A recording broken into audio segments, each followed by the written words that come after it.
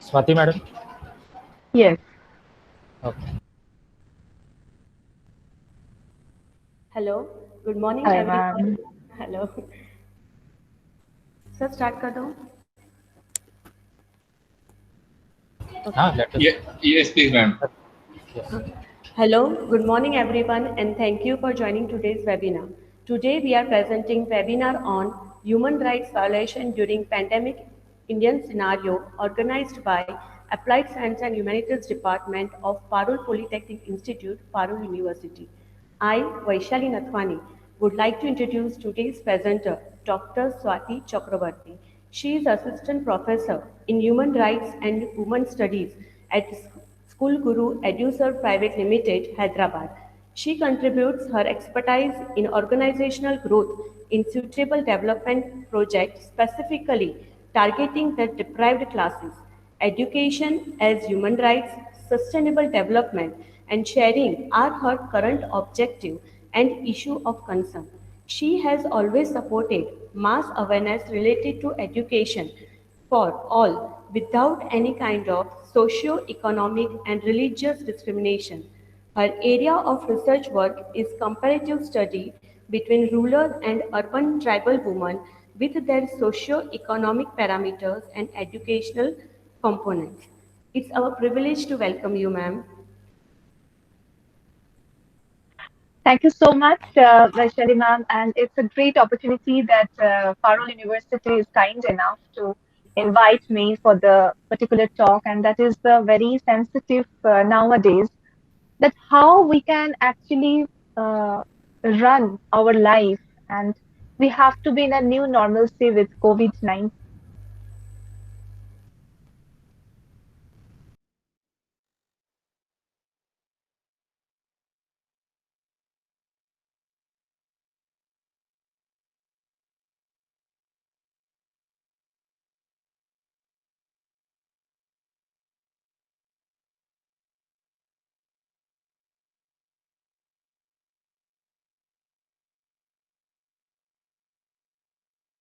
Very empathetically, very sensitive way that we will going to discuss in the current uh, lecture.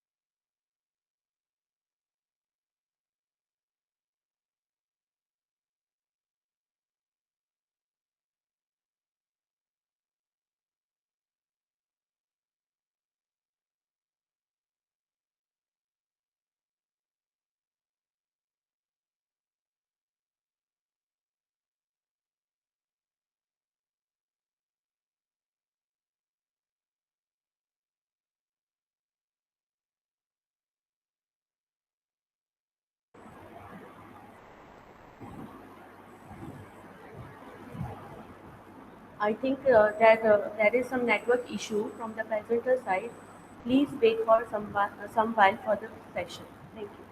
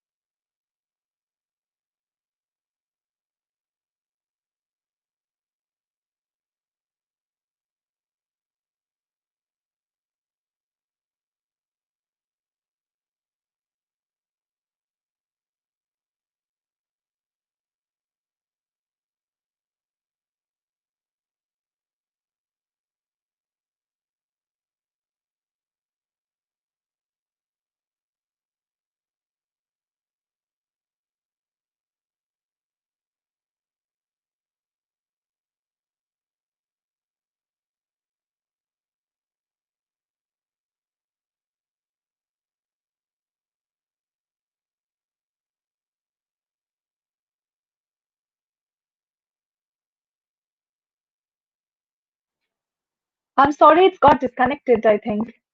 Just a moment. I'm going to present.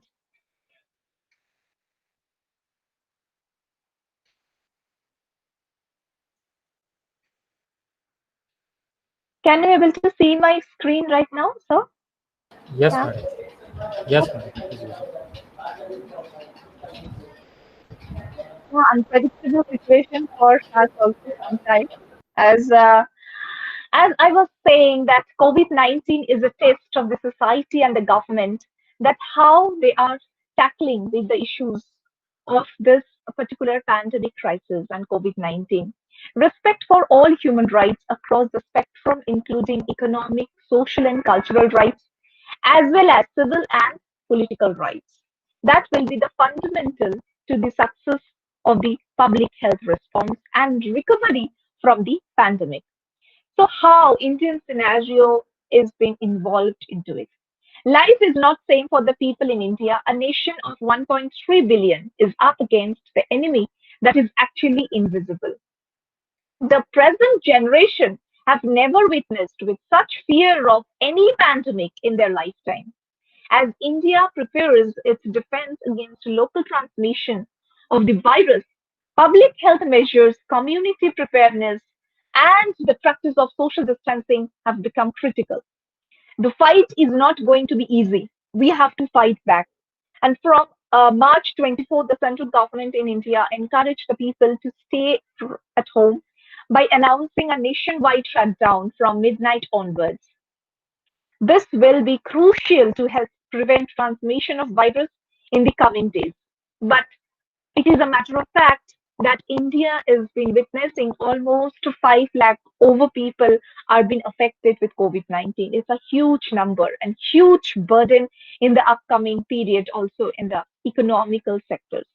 The central government has evoked powers under the Epidemic Disease Act 1897 to enhance the preparedness and response efforts with COVID-19 declared a notified disaster. The State Disaster Response Fund, constituted under the Disaster Management Act 2005, is now available to state governments for response measures. They have also set up the PM Care Fund for the proper channelization of the fund towards the COVID-19 issues and how to address those issues.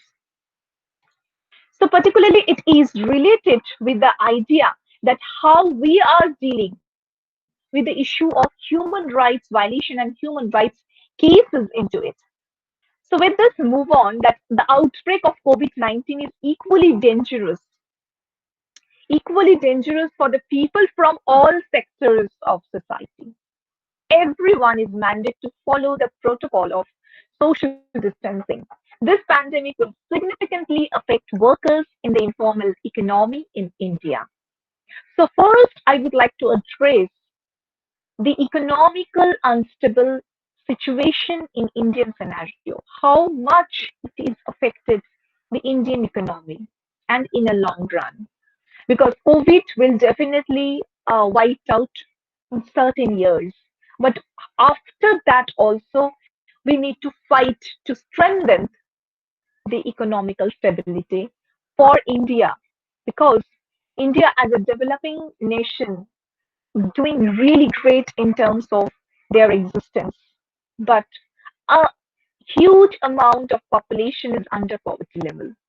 So how we can initiate the policy, the program, the mechanism to upbring themselves, which consists more than 93% of workforce in the informal economic sectors. As a result, the social distancing and now with the lockdown, many informal workers will lose their wages because they are the daily earners, so they will lose their wages during the time, and some are likely to go for unemployment. Factory workers, for example, small wage earners such as construction workers, domestic helpers, the maids, the support staff, street vendors who are selling their small foods and food stalls and other things in the street, migrant workers, a huge number, and so on, will be the worst affected. Many of them will need to borrow money from informal financial institutions such as money lenders to meet their expenses during this period of uncertainty. Protecting people's lives is a priority. Protecting livelihoods help us to do it. And how we can do this? We have international protocols, especially United Nations, with the acknowledgement, the priority of all governments, the UN acknowledges has been to contain the pandemic. However, on the way, the people most severely impacted are those who were already struggling to survive. This includes the estimated 2.2 billion people who are unable to wash their hands regularly because they have limited access of water. How could we expect that when people are struggling for their basic amount of drinking water, they they will wash their hands very frequently with the safe water. And 1.8 billion who cannot socially distance because they're living in overcrowded housing. The density of population is a huge amount of pressure for Indian urbanized society. The main society like New Delhi, Chennai, Mumbai, Calcutta, Bangalore even Ahmedabad, they are facing high amount of population density pressure. So it is not possible to maintain the social distance or physical distance rather for them because they are living in a very overcrowded housing. So right to shelter is another crisis in this particular era. Right to food, right to appropriate water of drinking, right for sanitation or sanitizations because they are struggling a lot for adequate number of bathrooms in a very crowded area.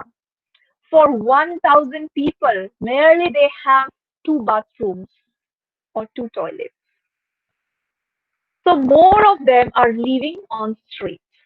So how to tackle with who are laying on the street because they would be the potential carriers of COVID-19.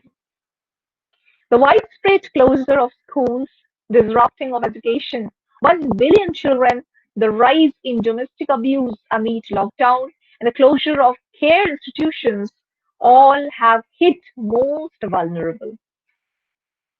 Again, when we are talking about human rights violations, one important criteria would come out that is child abuse. We sometimes forget that our child is the most vulnerable, most sensitive for us. And sometimes when we actually kept them in the caregivers, and caregivers sometimes create some kinds of violations to them. Not only that, sometimes family members are creating mental and physical trauma for the children. And when they are actually spending 24 hours, it could create abuse for the children itself as a domestic abuse in the time of lockdown. Huge number of increasing this kind of abusement can be seen in Indian scenario as well. The virus doesn't discriminate actually. Virus is equal for all. The discrimination is happening from the human beings. Discrimination is happening from the mentality of humans. Virus couldn't able to see the race, the religion, the color of the body, the gender, the caste. It is the human who is actually discriminating. So in that way, we all are in a holistic approach. We all are one in terms of virus infection. But it impacts to do a long-standing inequalities and unequal underlying determinants of health are leaving particular individuals and groups disproportionately impacted by the virus. This is been said by United Nations. Even it can be seen in Indian scenario as well. That while having the fund, while having the relief fund especially for the COVID-19. Sometimes the poorer people are not getting enough chance to have or to access those facilities which have been already declared by the government. So what's wrong in that? How they are not able to get their appropriate measures of their relief funds? Somehow they are being discriminated due to their caste, due to their color of body, due to their language. That who are the migrants? Why they are not getting enough facilities when actually it has been started in the month of March? Why they struggle for 2 months for returning their home place? It is actually the decision of the employers that they have taken the decision not to send the migrant laborers to their home. So that will create a problem for the construction. Anyway, it's a kind of a continuous process of thinking that something has been lacking behind still now. Even after 75 years of independencies, we may not able to get appropriate support for entire community. However, the United Nations thinks response to the virus go beyond inbuilt economic or social disadvantages. Unfortunately, discrimination is rearing its ugly head in its crisis, says the report, which claims outright racism has been on the rise. Now, I am talking about the healthcare facilities that has been a human rights violations to some extent. Health strategies should address not only the medical dimensions of the pandemic, but also the human rights and gender-specific consequences of measures taken as a part of health responses. Whenever we are asking for the healthcare facilities, the bigger nursing homes, especially, they are looking after for the richer people who have been affected. So what about the poor? When they are going to the healthcare facilities provided by the government, even that time also they are being not able to get appropriate treatment from the government who are actually providing equality and equal access before law. So some cases have been witnessed that how even the government officials are creating discrimination in the terms of economical disparity in India. Treatment should be available to everyone without discrimination, but that wasn't seen particularly in Indian context, including the most vulnerable and marginalized. This means ensure that no one is denied timely and appropriate treatment because they lack the means to pay for it. Again, the economical crisis on the basis of age or because of stigma prevents them from getting treatment. Now, the emergency measures. Governments have to take difficult decisions in response to COVID-19. The international law allows emergency measures to respond to significant threats, and with the threats, but measures that restrict human rights should be proportionate to the evaluated risk, and that is necessary and applied in a non-discriminatory way. This means having a specific focus and duration and taking the least intrusive approach possible to protect public health. With the regard of COVID-19, emergency powers must only be used for legitimate public health goals, not used as basic to quash dissent or silence of work of human rights defenders or journalists. You have to raise your voice because once people are not aware, once people are not having appropriate information or knowledge, to share the information, to share the knowledge, you have to shout. Otherwise, the country with 1.3 billion people, and it's not easy to tackle with those. So the defender of human rights, the journalist must take the steps not to strictly necessary to address the health situation, but to address the entire human rights scenario, which has been on a very marginalized in terms, in true terms. It is actually on a crisis era that how to deal with the violation, how to deal with human rights degrading treatment that has been happening in before COVID, after COVID. So BC and AC.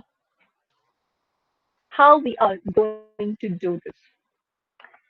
Some rights cannot be restricted even during the state of emergency, including principle of non-refoulement, the prohibition of collective expulsion, the prohibition of torture and ill-treatment, the right to freedom of thought, conscience, and religion, and of course others, right to even education, right to speak, right to detain your own identity as an ethnic people, even in the time of pandemic. Governments should inform the affected population of what emergency measures are, where they apply, for how long they are intended to remain in effect, and should update its information regularly to make it widely available. That is very important. Right to Information Act, according to the rule. Situation can be worse. Situation is not in our hands. We know that it is a very, very, very crucial stage of each and every individual. But how about giving the appropriate information on time in regular basis? I'm really thankful that in Indian scenario, each and every time government is coming into the front line and they're giving appropriate instructions how to deal with it. Even when we actually call someone, it is automatically playing in the phone as a ringtone that how to deal with it, wash your hands regularly, wearing your mask. So this is a kind of mass awareness program. That is very important. As soon as feasible, it will be important for governments to ensure a return of life as normal and not use emergency powers to identify the regular day-to-day life. It is very important because what I feel personally that if you try to restrict your normal life, it will actually not only hamper your economic, not only hamper your social thinking, at the same time, it's actually hampering your mentality, the mental health, because sometimes we forget to maintain our mental health in a very good and sound way. And that implies a lot, leaving no one behind. So, inclusive education and how inclusivity can be sustained in Indian scenario. India as a multi-dimension of ethnicity, multiple religion can be seen that they are living together in a peaceful coexistence. Some clashes and some riots are part of our political journey. So I'm not going to enter into that. Rather, I would like to take in a positive note that all societies include people who are marginalized and face difficulties accessing public information and services for a variety of reasons, some of them reflecting entrenching discrimination or political divides. COVID-19 information and response efforts will need to take particular care to identify people who may be at risk of behind or no one should be excluded, such as national, ethnic, or religious minorities, indigenous peoples, migrants, displaced persons, and refugees, older persons, persons with disabilities, differently abled, LGBTI people, or people affected by extreme poverty. national human rights commissions, institutions, civil societies, and local communities can assist in identifying the people who are actually working at the grassroots level people. They can easily access to reach that particular people. So that is very easy for them who are particularly working with that particular group of people. So we can have focus group identification and who are leading with the focus, particularly focus group. If we, the government, is actually working with that NGOs or that civil societies, that would be more impacted rather. So with this, who may otherwise be missed or excluded, supporting the flow of information to these particular groups and providing feedback to the authorities on the impact of measures on communities. Now I will discuss the housing. As people are being called upon to stay at home, it is vital that governments take urgent measures to help people who doesn't have any kind of house, who are staying at home and practicing physical distancing is extremely hard for the people living in overcrowded conditions, as I rightly pointed out, homeless people who doesn't have any shelter, and those lacking access to water and sanitation. So here the good practice for protecting people living in inadequate housing and homeless include providing emergency housing, include using vacant and abandoned housing units, available short-term rentals. It could be, if it could be possible at all. I'm not sure that how in Indian scenario it would be possible, but what actually done by the government is really, really hats off. I personally feel gratitude that what happened in certain state governments, they have been taking the decisions that the primary schools, the colleges, because they are not having regular classes right now, rather the online classes. So the schools, the colleges, and the community centers or the halls, which have been emptied, they will provide the shelters to the homeless there. So it could be converted into the temporary home for the homeless as well as sometimes the quarantine centers. So with the services for those who are affected by the virus and must be in an isolated mode. Authorities should take targeted steps to prevent additional people from becoming homeless. For example, as people face evicting or evacuations when loss of income makes it impossible to pay a mortgage or loans actually. So good practices such as the moderation of the evictions and the mortgage payment should be in a broadly replicated.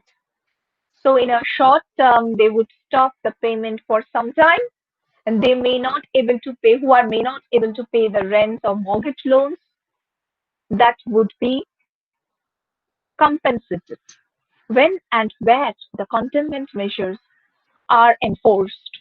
No one should be punished because they are homeless or live in inadequate housing.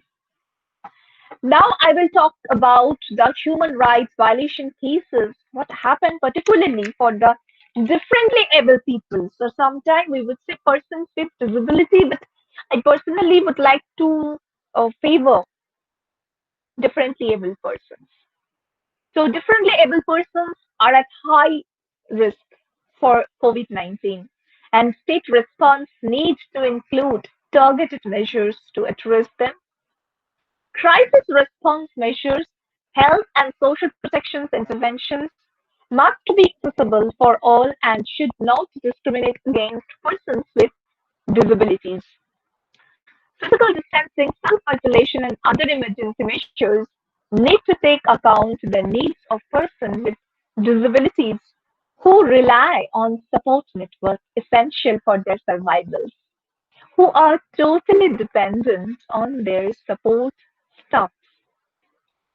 They are on a very high risk because they physically not able to do anything. Rather, they are totally mentally dependent on their support staff. So it is a very crisis and kind of, I felt personally that it's kind of a human rights violations to some extent. But at the same time, I felt that we can't do anything. We have to maintain the physical distancing. So it could be a kind of a stress for this confinement. States should put in place additional measures to guide with the granted the continuity of support networks for persons with disabilities throughout the crisis. When restrictions on movement impede existing families and social support networks, they should be replaced by other services as well. Ensure that decisions on the allocation of care resources like ventilators are on the high demand are not based on pre-existing impairments, high support needs, quality of life assessments, or medical bias against people with disability. States should ensure that persons with disabilities are not left without support in institutions, nursing homes, psychiatric and other facilities that have become hotspots of the pandemic and take measures to ensure the protection of those who are in such facilities. It is a matter of fact, in this particular case, I would like to share one incident with you that in UP, it current in Kanpur actually, it's in a news that in a home that is being run by the government, 14 14 girls have been affected, and out of 14, 5 out of 14 actually, they're pregnant, who are below 18 years. So you can imagine the situation of violation against women, even in the time of pandemic, even in the time of crisis, they are being tortured brutally, even in their shelter. So anyway, older persons have the same rights as any other age group, and they should be protected equally during the pandemic. Special attention should be paid to the particular risks faced by older people, including isolation and neglect resulting from physical distancing and age-based discrimination in across to medical treatment and other support. Protocols on triage should be based on scientific evidence and medical needs. It can be seen that some nursing homes and even the government hospitals they refused to take admission of the older people. Not that they are not COVID patients, but they are normal patients, but they don't have any beds left. So that is another crisis for the older people life that should be addressed properly by the government. Government should increase the number of free beds, number of paid beds in government hospitals. People in detention and institutions, they are also human beings. Thus, they did some wrong things. That's why they are under detention or under jail.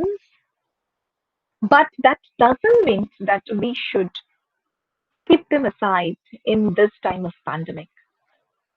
People deprived from their liberty, including in prisons, pre-trial detention, immigration detention, institutions, compulsory drug rehabilitation centers, and other places of detention are at heightened risk of infection in the case of an outbreak. There is a high risk of contamination and physical distancing is difficult to achieve. Their situation should be specifically addressed in the crisis and planning for appropriate response. Information and participation, relevant information related with COVID-19 that has been maintained with the appropriate information providing system. And with this, that should be available in each and every language, even in the indigenous language that should be translated, and those of national, ethnic, and religious minorities, and adapting information for people with specific needs, including visually aid and hearing impaired, and reaching those with limited or no ability to read or with no internet access. Stigmatization, xenophobia, and racism. These are also very important aspects in the field of human rights violation cases that has been happening in actually in India also. Initially, when actually it is coming, the COVID-19 pandemic in February, a particular group of people, a particular religious group of people were being targeted that they are actually spreading by not maintaining physical distancing. It is true some extent, but at the same time, it is true that initially none of the religious group is maintaining physical distancing. It is not right thing to pinpoint a certain group of people that they are the cause of COVID pandemic. So COVID-19 pandemic is generating a wave of stigma, discrimination, racism, xenophobia against certain national and ethnic groups. We need to work together to push back against the trends, including by referring to this disease as COVID-19 rather than using a geographic reference. In US president using the term Chinese virus has actually gone viral into the internet. That a president in US, how could he stigmatize a group of population by providing the name? Very normal. It's very, very normal whenever it's coming from a particular group of people with whom we have already a conflict existing, a pre-conflict mentality. It's very easy to raise this kind of vibration of negativity. We can't deny that COVID-19 has been emerged in Wuhan, China. We can't deny this fact, actually true fact.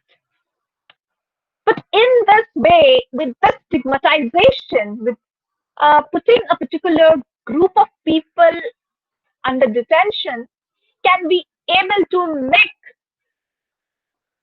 wipe out of COVID-19, can be able to make a medicine out of it, can be able to make a vaccination out of it by putting pressure on a particular group of people or a particular race?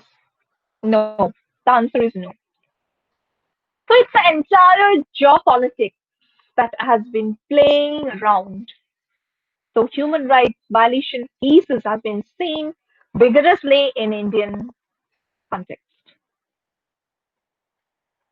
A group of students from Northeast who were the medical support staff in some of the hospitals and nursing homes in all over the India, they were being targeted.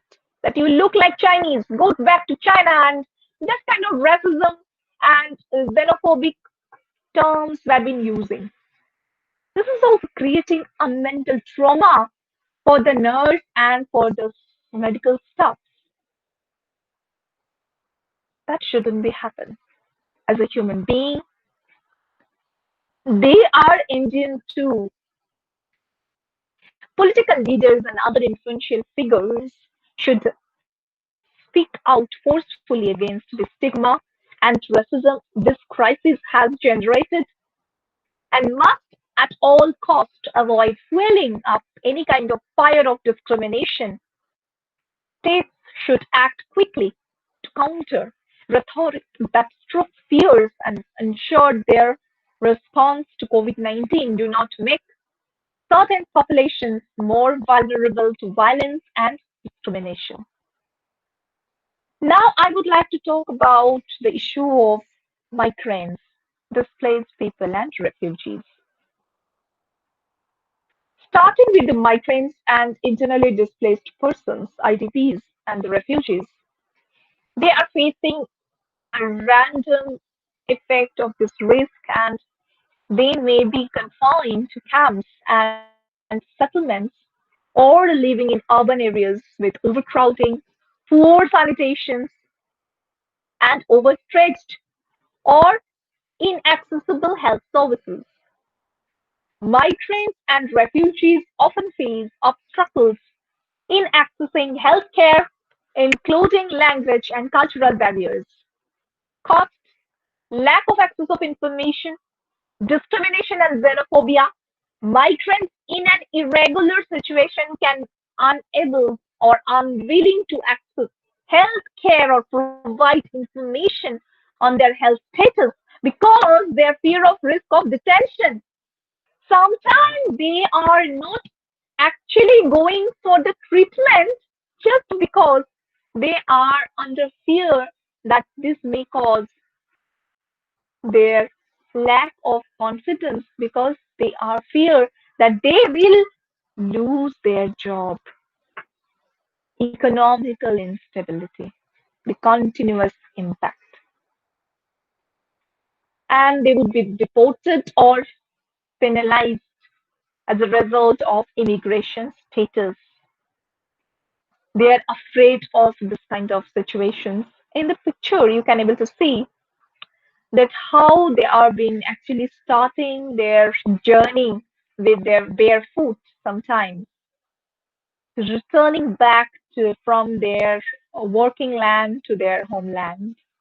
So it's a continuous degrading process that initially government didn't help migrants to reach back to their homeland.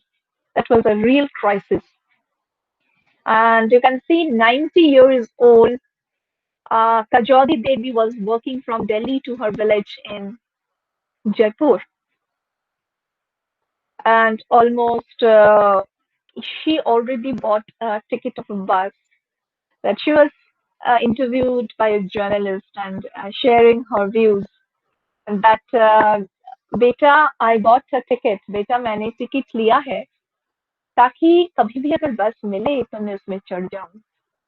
That's a very uh, quick understanding how the 90 years old Kajodi Devis actually bought a ticket that whenever she can able to avail the bus service, she can avail it. But unfortunately, the bus service wasn't there. So after some time, government took decision that they will provide bus service for the migrants to reach back to their homeland. It's a distressed picture actually. Photo from Reuters. A woman at Howrah railway station breaks down after realizing she has missed out on food being distributed to the migrant workers. She didn't able to take food for her and for her children. So that's total distressed human rights violation case in the time of COVID-19 pandemic.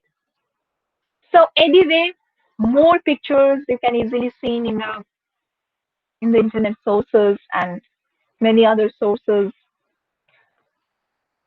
Social and economic impacts and after COVID and with this COVID journey. The right to education needs to be protected in the case of school closures, for example, and where possible, through online learning and specialized TV and radio broadcast. Another point of human rights violation.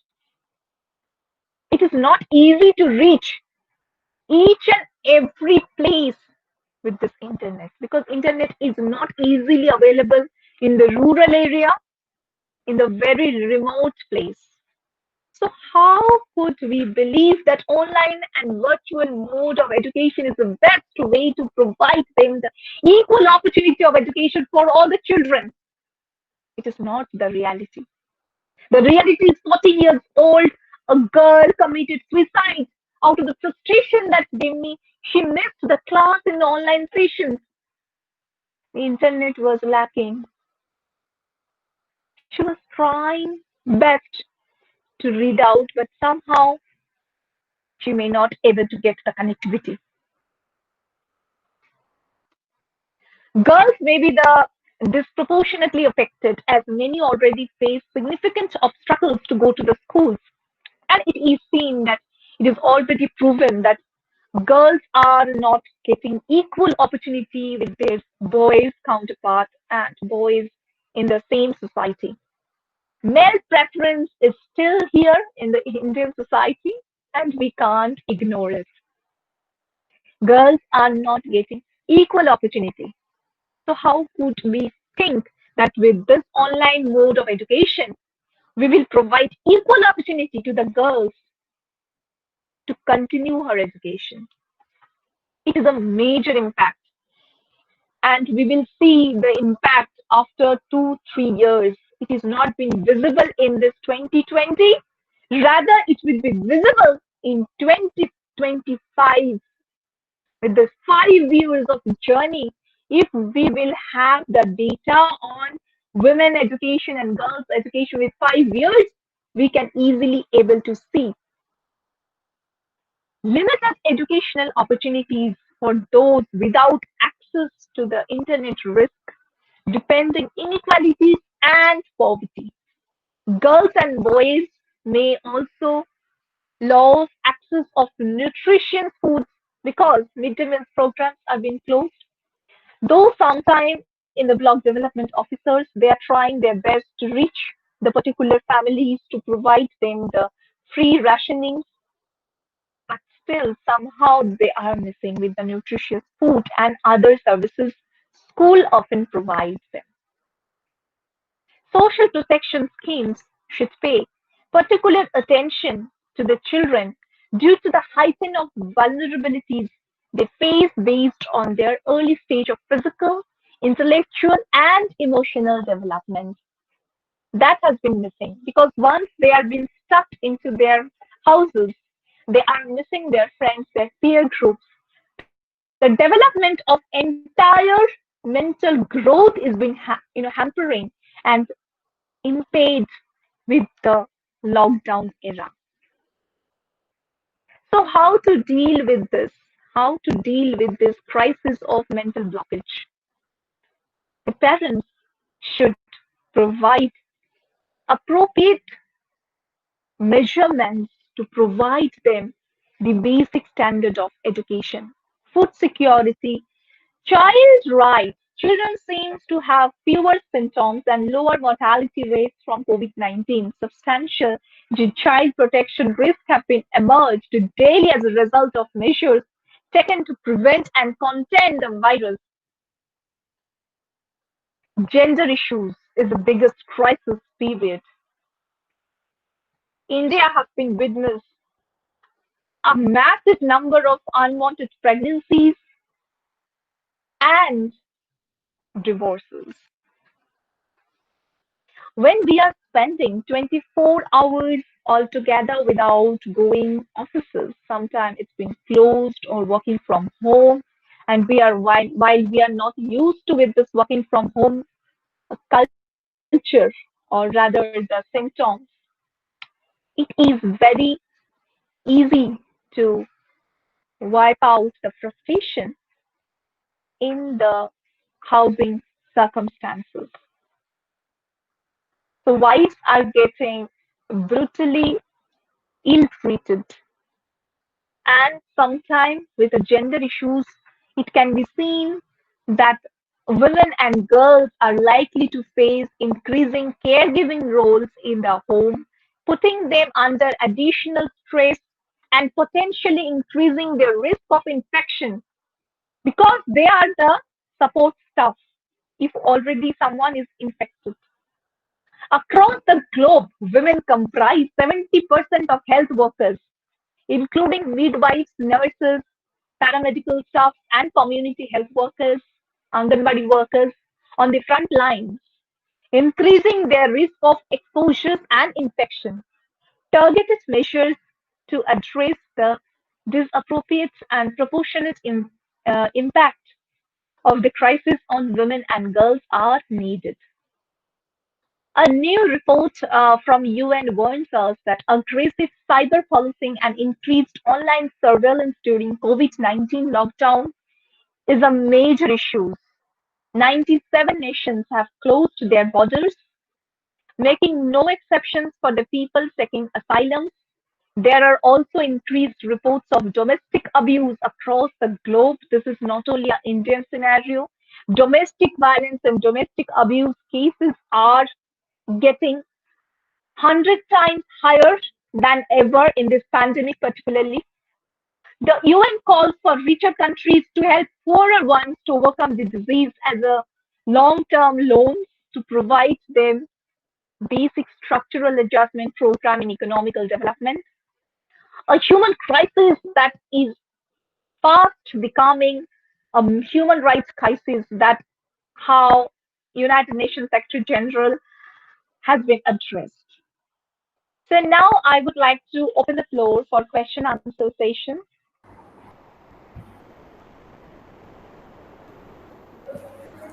Thank you, ma'am.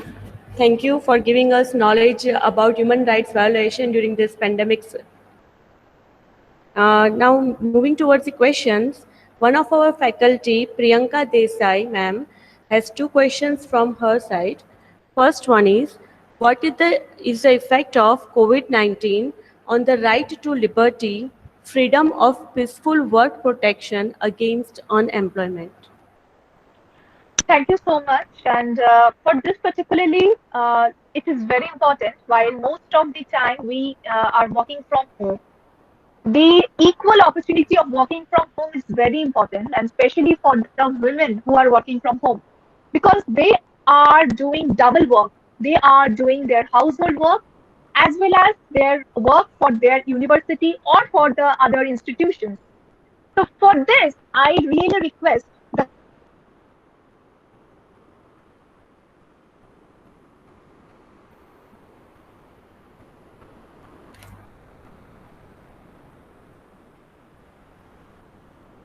government to provide environment of peaceful coexistence.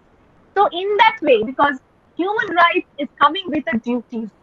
So whenever we are talking about human rights, the human duties is also come around. So it is the duty of who are living at the time of home. If they are providing the space, the opportunity to work very in a very positive way, that could be impacted in a long run. And second one is, which are the challenges that affect the freedom of expression during pandemic Indian scenario? Absolutely, we can able to see because freedom of expression is somehow been under challenge. And I don't think that in this current government, I may not be criticize the government because I don't know much about the policies and programs of the government. But it is very, very challenging to express whatever you are believing with the proper liberties or the expression of right is somehow not being able to see in the Indian context. At the same time, if really we would like to share something, if we would create a campaign in social media, that would be more powerful rather writing up any kind of articles in a paper. So I would prefer, like for example, if we try to create the awareness for the women, we should write a very small story of that particular human rights violation case. And if we actually post with appropriate citation or everything in the social media page, it would be more viral and it would be more impacted in a long run. Okay. Thank you, ma'am. We have covered all our questions. Thank you so Thank much for you. giving Thank you us your so much. valuable time. Thank you, everyone, for joining today's webinar. I would also like to thank you, the HOD of our department, Hemal Patel, sir, the HOI of our institute, Professor Jatin Vaidya sir, Academic Director, Dr. Mahesh Bhatt sir, and President of our university, Dr. Devanshu Patel sir, for motivating and supporting us continuously. Thank you very much. Okay, have a nice day, all of you. Okay, Thank you madam. so much. Thank you, madam.